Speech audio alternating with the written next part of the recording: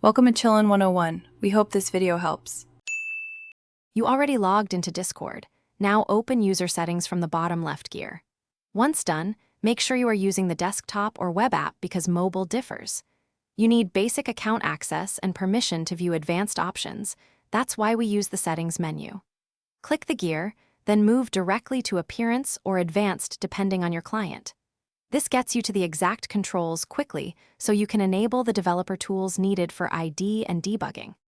Now navigate to Advanced. If you don't see it, check Appearance. Discord labels it differently across versions. You will see Developer Mode, toggle it on. Once enabled, you can right-click Users, Channels, Messages, or Servers and choose Copy ID. This reveals why Developer Mode exists. It exposes unique identifiers for bots, audit logs, and integrations. Make sure to toggle carefully because ID are persistent and useful for debugging, bot configuration, and support requests. Finish by verifying functionality. Right-click a message or user and select Copy ID to confirm developer mode is active.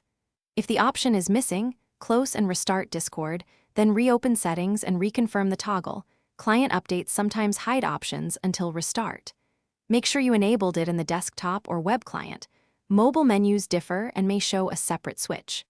If problems persist, sign out and sign back in, or update the app to the latest version before retrying. Thanks for watching. Consider subscribing if we helped you.